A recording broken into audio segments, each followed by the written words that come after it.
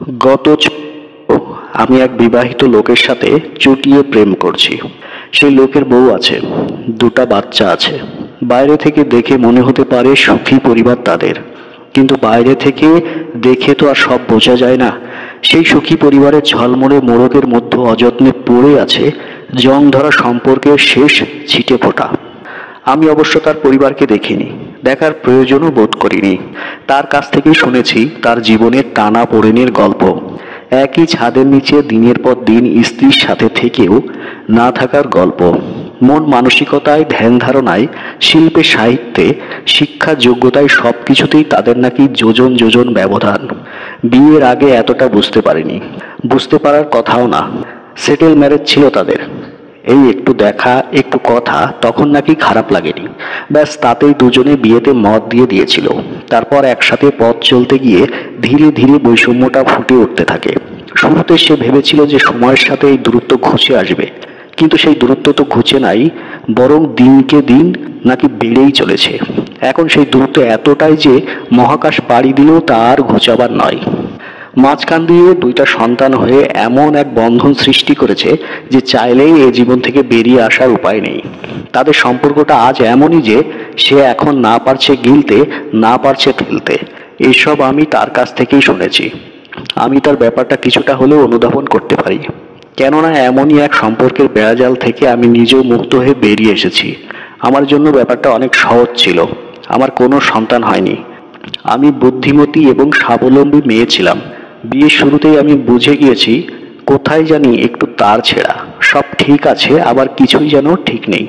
ঠিক আমারও মনে হয়েছিল আমরা দুজন যেন ভিন্ন জগতের বাসিন্দা।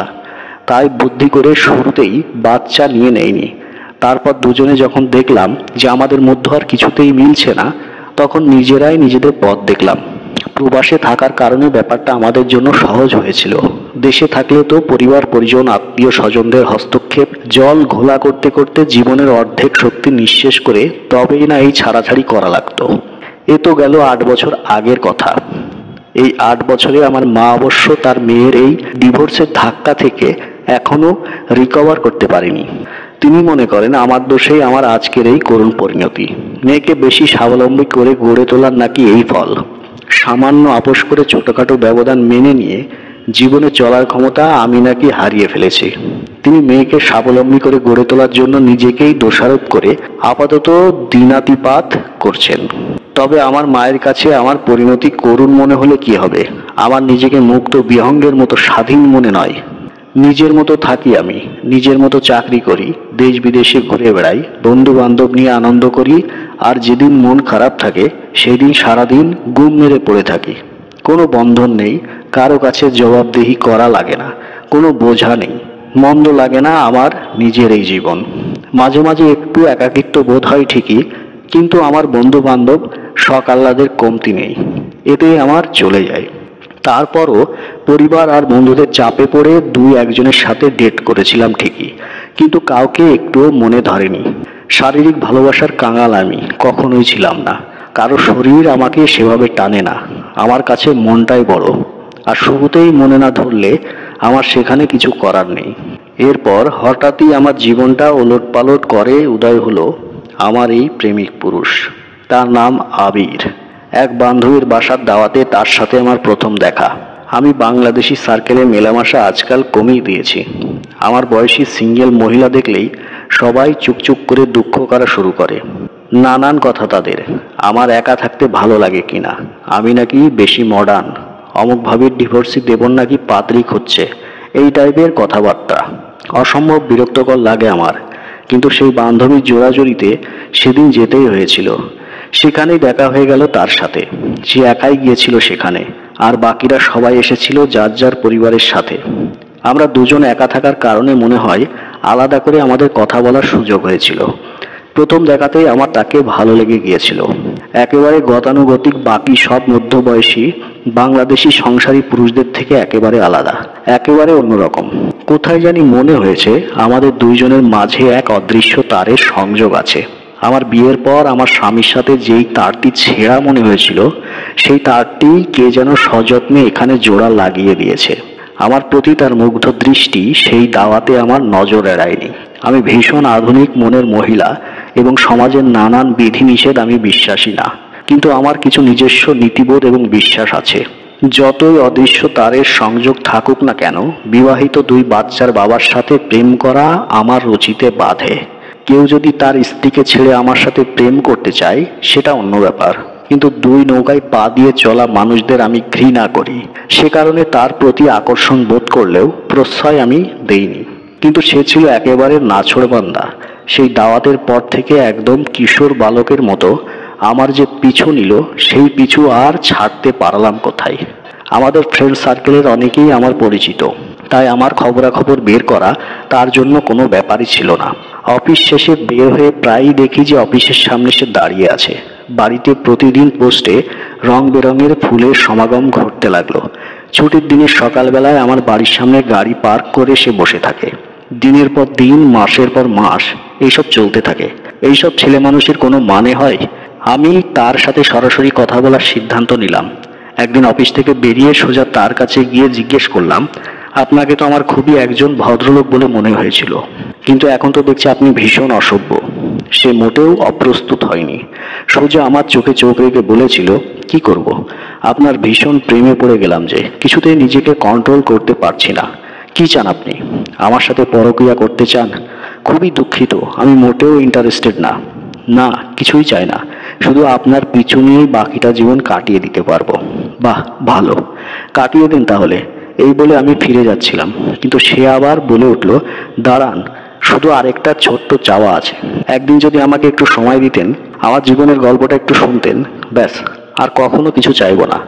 আমার কৌতূহলী মন, এরকম প্রেমিক পুরুষ আমার জীবনে কখনো আসেনি। তার জীবনের গল্প শোনার আকর্ষণ আমি অগ্রাহ্য করতে পারিনি। আমি বলেছিলাম, ঠিক আছে, আজকেই শুনে ফেলি, আমার হাতে এখন সময় আছে, তাড়াতাড়ি বলে ফেলেন, শুনি আপনার গল্প। আপনি নিশ্চয় ডিনার করেননি। চলেন না সামনে রেস্টুরেন্টে বসে একটু কথা বলি। এখানে দাঁড়িয়ে কথা বলতে কেমন জানি লাগছে। না, আমি বাড়ি ফিরে ডিনার করব। তাহলে তো এক কাপ চা কফি তো খেতে পারেন। চলেন এই কফি শপটাতে না হয় কিছুক্ষণের জন্য বসি। আমি আর না করিনি, রাজি হয়ে গেলাম। তারপর কফি খেলাম, তার জীবনের গল্প শুনলাম, কেমন করে সে প্রেমহীন ভালোবাসাহীন শূন্য জীবনে প্রতিদিন ধুকে ধুকে মরছে সেই গল্প। এমন একদিন যায় না যে সে সংসার ছেড়ে বেরিয়ে আসতে চায় না, কিন্তু তার স্ত্রী নাকি সব দিক থেকেই তার উপর নির্ভরশীল। সংসার ছেড়ে আসলে সে দুইটি সন্তান নিয়ে একেবারে অথৈ সাগরে পড়বে, তাদের জীবন ধ্বংস হয়ে যাবে। অন্য কাউকে সে এই গল্প শোনালে হয়তো তাদের মনে হতো যে ঢং করার জায়গা পায় না, কিন্তু আমার তা মনে হয়নি। আমি নিজে জানি শূন্য জীবনের সম্পর্ক কতটা কষ্টদায়ক। সে তার স্ত্রীর ছোটখাটো অনেক গল্পই শোনালো, যদিও তার স্ত্রীর ওপর কোনো দোষারোপ সে করেনি, শুধু তারা যে ভিন্ন সেটা বোঝাতেই এত কথা বলেছে। আমারও মনে হয়েছে আসলেই ভিন্ন তারা দুইজনে। কি কষ্ট করেই না সে সংসার করে যাচ্ছে। আমার সে সময় মনে হয়েছিল যে ভাগ্যিস আমি কোনো সন্তান হবার আগেই সংসার থেকে বেরিয়ে এসেছি, তা না হলে আমারও আজ এই পরিণতিই হতো। সে শুধু অন্য রকমের পুরুষই না, সে একজন প্রেমিক পুরুষ, একজন দুঃখী পুরুষ, আর মানতেই হবে সে একজন অসাধারণ গল্পকার। আমি মুগ্ধ হয়ে তার কথা শুনলাম। তারপর নিজেই বলেছিল, আপনাকে কাজের পর এতক্ষণ আটকে রাখলাম, এখন যেতে হবে। আপনার কাছ থেকে আমার কিছু চাওয়া পাওয়ার নেই। আপনাকে আমার ভীষণ ভালো লাগে। আমার এই পিছু নেওয়াটা শুধু মাঝে মাঝে কষ্ট করে একটু সহ্য করে নেবেন। এই ছোট একটু আনন্দ থেকে আমাকে বঞ্চিত করবেন না প্লিজ। এরপর জারি থাকলো তার এই পিছু নেওয়া। ধীরে ধীরে শুধু এই ছোট একটু আনন্দ কেন, আর অনেক বড় আনন্দ থেকেও বঞ্চিত করিনি তাকে। আমার যা দেবার আছে সব তাকে দিয়েছি, একেবারে উজাড় করেই দিয়েছি, কোনো কিছুতেই কার্পণ্য করিনি। বলেছি না যে এরকম প্রেমিক পুরুষ আমার জীবনে কখনো আসেনি। আমরা যেন একই তারে বাঁধা।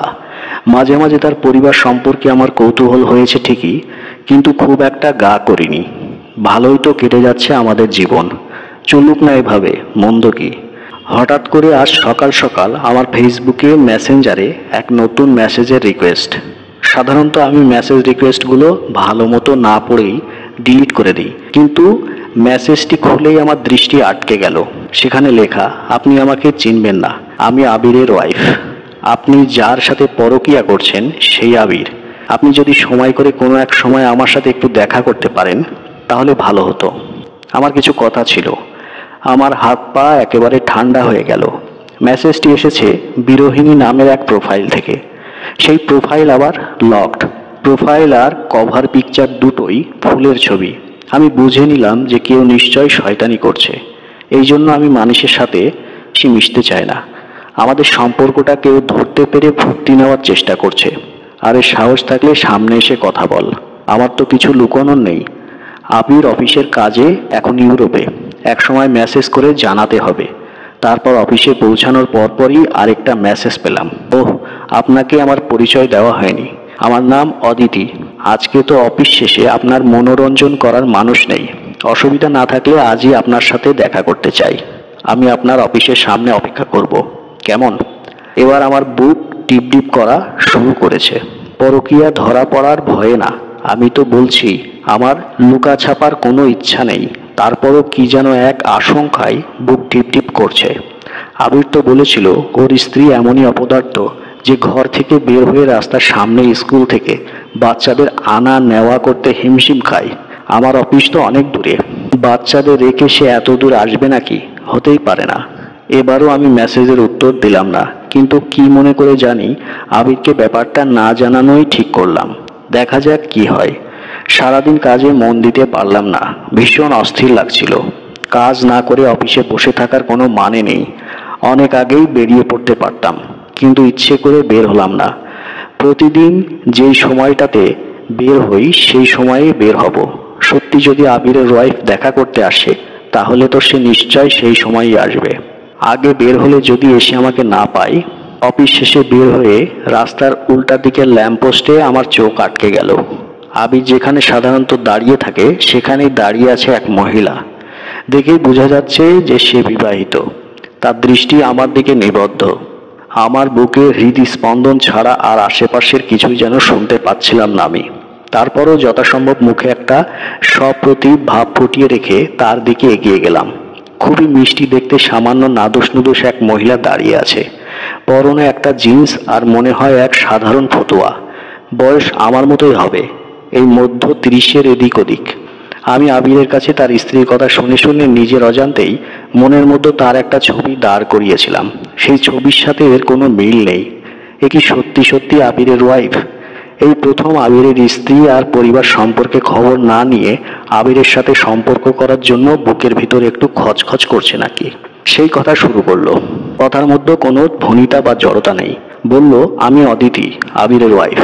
আর আপনাকে তো আমি চিনি। আমরা কি কোথাও বসে একটু কথা বলতে পারি? আপনি যে আবিরের ওয়াইফ তার প্রমাণ কি? আপনাকে তো প্রমাণ দিতে আসিনি আমি। আপনি আমার কথা বিশ্বাস করলে করবেন, না করলে না করবেন, সেটা আপনার ব্যাপার। আমি কয়েকটা কথা আপনাকে জানাতে এসেছি, তা জানিয়ে আমি চলে যাব। আমি তার কথার ঝাঁজে হকচকিয়ে গেলাম। আবিরের কথা শুনে ধারণা করেছিলাম যে তার স্ত্রী একজন ব্যক্তিত্বহীন মহিলা, 2 লাইন কথা কারো সাথে বলে উঠতে পারে না। এই মহিলাকে তো মোটেও সেরকম কিছু মনে হচ্ছে না। তারপরও এই মহিলা যে আসলে আবিরের স্ত্রী সে ব্যাপারে আমি কেন জানি নিঃসন্দেহ। তাছাড়া আমার কৌতূহলী মন, যেই কৌতূহলী মনের কারণে আমি আবিরের কথা শুনতে রাজি হয়ে গিয়েছিলাম, সেই কৌতূহলের কারণেই আমি মনে হয় আবিরের স্ত্রীর কথা শোনার আগ্রহ বোধ করছি। আমি বললাম, চলেন স্টেশনের ভিতরের একটা কফি শপে বসা যাক। কফি শপে গিয়ে দুজনেই 2 কাপ চা নিয়ে বসে পড়লাম। এবারও সেই কথা শুরু করলো। বাচ্চাদের এক ফ্রেন্ডের কাছে রেখে এসেছি, আমাকে তাড়াতাড়ি ফিরতে হবে। আমার হাজবেন্ড কাকে দেখে এত মজলো তাকে কাছ থেকে দেখার লোভ সামলাতে পারলাম না। এই ধরনের কথা শুনে এবার আমার একটু মেজাজ খারাপ হয়ে গেল, কিন্তু আমি তা প্রকাশ হতে দিলাম না। বললাম, আবির জানে যে আপনি আমার সাথে দেখা করতে এসেছেন? না, তাকে জানানোর প্রয়োজন মনে করিনি। বাহ, আপনার স্বামী আরেকজনের সাথে প্রেম করে বেড়াচ্ছে। আপনি তাকে বাড়িতে দিনের পর দিন খাতির করে রেখে তার প্রেমিকার কাছে ক্ষমা ভিক্ষা চাইতে এসেছেন। How typical. আপনার কাছে ক্ষমা ভিক্ষা চাইতে এসেছি, আপনাকে সেটা কে বলল? আপনার মতো চরিত্রের মহিলার কাছে ক্ষমা ভিক্ষা কেন? কথা বলতেও আমার রুচিতে বাধে না। আপনার রুচির প্রশংসা না করে আমি কিন্তু পারছি না।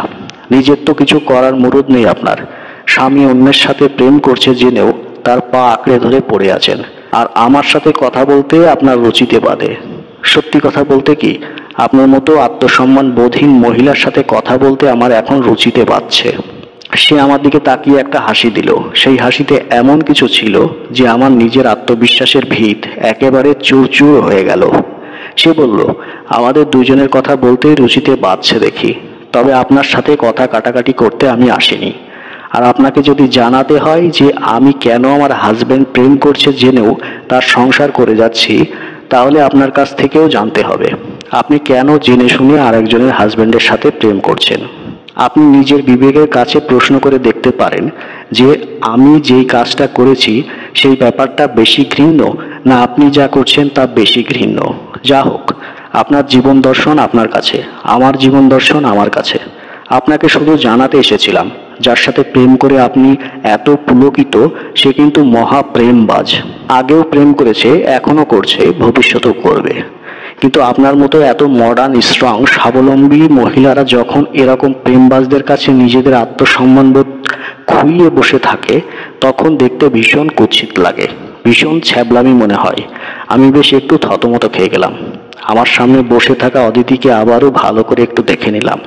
স্নিগ্ধ একটা চেহারা, আত্মবিশ্বাসী ভঙ্গিতে সে বসে আছে। ওর ফিরে যাবার কোনো ইচ্ছে দেখা যাচ্ছে না।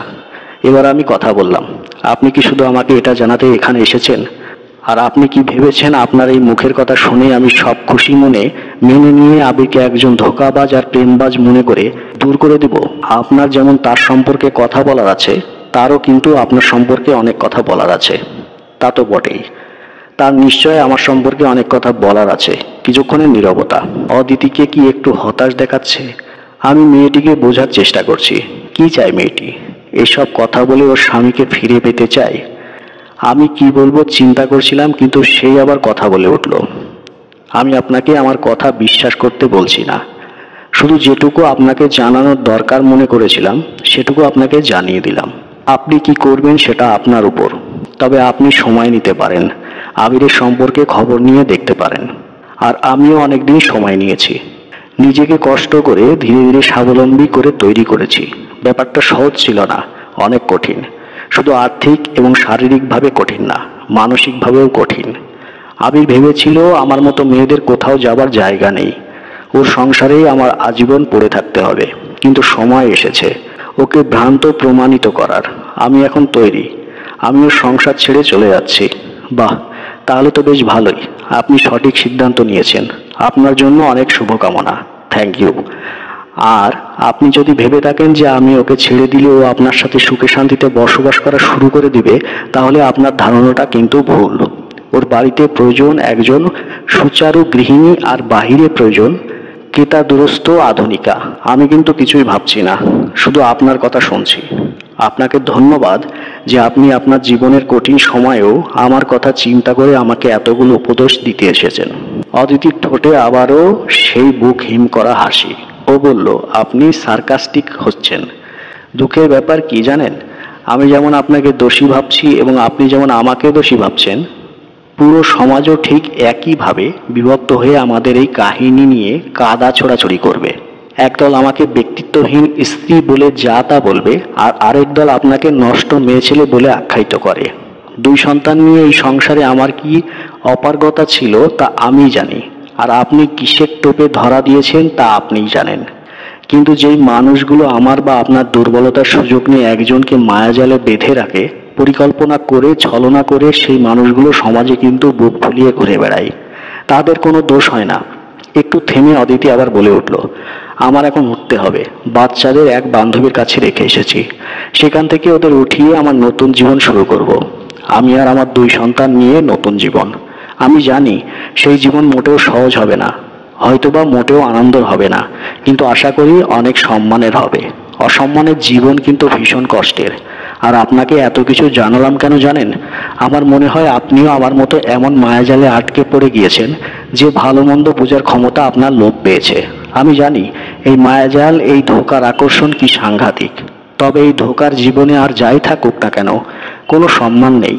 হয়তোবা একসময় আপনি আমার কথা উপলব্ধি করতে পারবেন।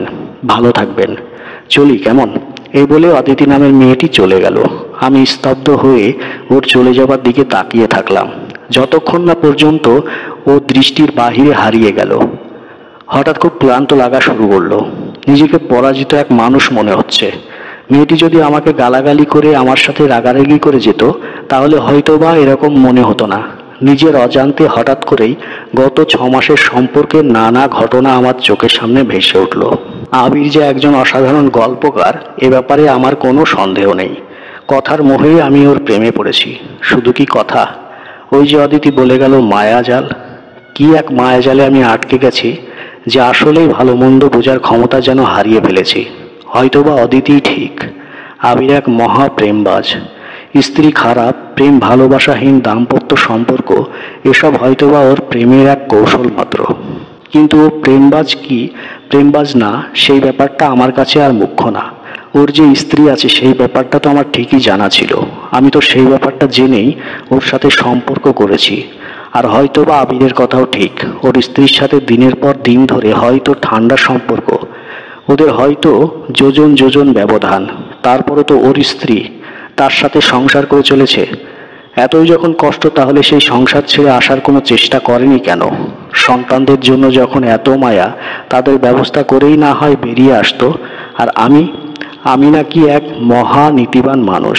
বুক ফুলিয়ে বলেছি যে 2 নৌকায় পা দিয়ে চলা মানুষদের আমি ঘৃণা করি।